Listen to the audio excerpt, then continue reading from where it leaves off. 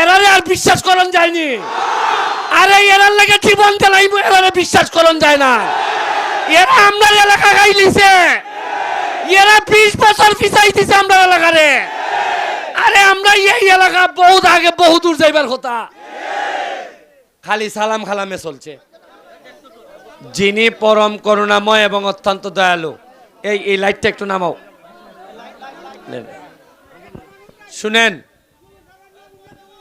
আজকে আমি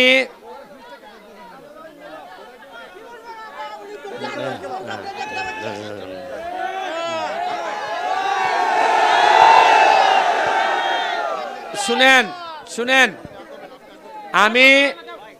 আমি যখন এইখানে আপনাদের বাজারে রেল লাইনের উপর যখন দেখতাম যে একটা ব্রিজ নাই, ব্রিজের জন্য মানুষ যাইতে পারে না, তা গাম ফালাইয়া আমি একটা ব্রিজ করছিলাম। পরে দেখলাম ব্রিজ হয়েছে ঠিক, ওই রাস্তা নাই, তো ইট সোলিং করলাম। কইরা রাস্তাটা এখন এদিক দিয়ে গরু লইয়া মানুষ দৌড় দেয়, অনেক ঘাম পড়ছে এইটা করতে গিয়ে আমার। তা আমি মানুষে আমারে কইছে, হয় ইটা গাম পালাইয়া এটা এমনি ভাগলামি করে আর কি।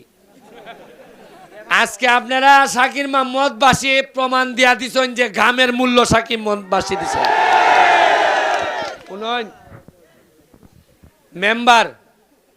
মেম্বারে 2টা ব্রিজ নিছে আমার কাছ থেকে। কি নাম? বিংরাজ মেম্বার। 3টা ব্রিজ আমি করছি, একটা ইখানো, একটা বাজে শতং, আরেকটা কোনানো ফাট্টা শরীফ, আর একটা ব্রিজের ফিলার হইয়া রয়েছে, মানে 4টা ব্রিজ। আমি আপনারা কই, আমি স্বতন্ত্র নির্বাচন করার কথা আছিল না। এবার নেত্রী একজনে দিছেন নৌকার নমিনেশন, আর আমারে দিছেন পারমিশন। কইছেন যে একজনে নৌকা দিয়া দিলাম, তোমারে পারমিশন দিলাম, দেখো 2 জনের মধ্যে যারে পছন্দ করবো সাধারণ মানুষ, তারই আমি নৌকার প্রতিনিধি পরে বানাইব। আমি চিন্তা করলাম যে আমি যেহেতু নিজের পয়সা দিয়ে ব্রিজ বানাই, যদি কোনো কারণে আমি নেতা হইতাম পারি, তো এই টাকাটা দিয়া আমি আরো কিছু কাম করতাম পারবো।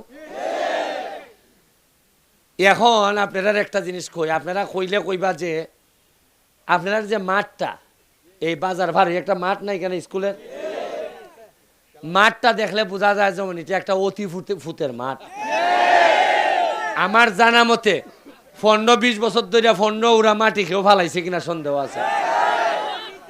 গেল মাঠ গেল, উনন আরে গেল মাঠ।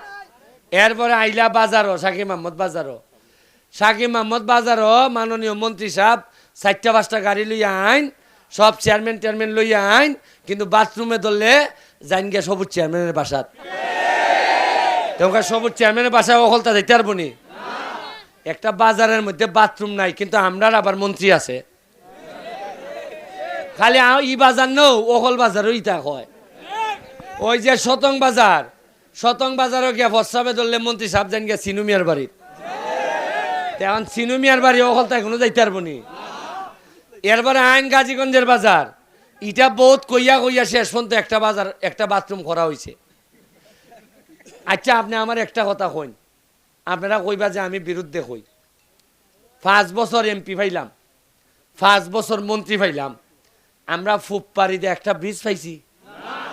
আচ্ছা কোন চান যারা আজকে নৌকাত ভোট দিতা, যারা আমার বিরোধিতা করেন, তারারে ফইলে একটা কথা জিগাই, তোমরা যে আমার বিরোধিতা করো রে ভাই, আমি সোনারঘাটের ফুলা, আমি যদি না দাঁড়াইতাম তাহলে ভোটারের কোনো দাম থাকলো নি।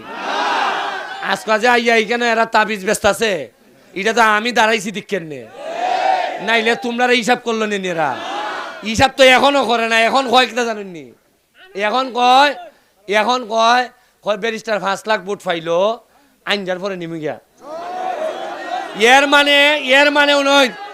এর মানে খতকান নিচে নামলে যে এলাকাত 10 বছর তোমরা সেবা দিছো হইতাছ, চেয়ারম্যান মেম্বার হলতায় মিললিয়া, এখন পর্যন্ত তোমরা ভোটারের উপরে বিশ্বাস নাই। তোমরা এখনো আইনজার উপরে বিশ্বাস, তোমরা এখনো অন্ধকারের উপরে বিশ্বাস। এরারে আর বিশ্বাস করন যায়নি। আরে এরার লাগে জীবন চালাইব, এরারে বিশ্বাস করন যায় না। এরা আমরা এলাকা গাইলিছে, এরা 20 বছর পিছাই দিছে আমরা এলাকারে।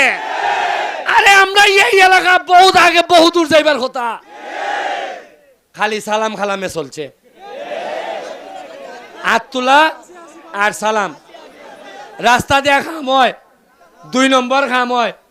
কোনো ফুলায় জোয়ান ফুলায় যদি ভিডিও কইরা কয় এই খামের মধ্যে 2 নম্বরই হইতাছে, এরা থানা দিয়া পুলিশ দিয়া কয় তুই বেলা চান্দা চাস। ইতে আমি আপনারা কইয়া দে, আমি সোনারঘাটের ফুলা ব্যারিস্টার সাইদুল হক সুমন উন্নয়ন ইগল ফাঁকি লই আইছি না। ইগল ফাঁকির বৈশিষ্ট্য অন্য জানি, খেরে ইগল ফাঁকি নিছি। জ্বর তুফান যখন আয় তখন সব পাইকা ইয়া নিচে নামে নামিয়া গড়ের সিপাই সাপাই গাছের মধ্যে আশ্রয় নেয়। আর ইগল ফাঁকি জ্বর তুফান আইলে জ্বর তুফানের উফরিতে উঠতে জায়গা। আরে আমি ব্যারিস্টার সুমন ইগল লই আইছি, মনে রাখুন 3-4টা জিনিসের ব্যাপারে স্বপ্ন লই আইছি আমি।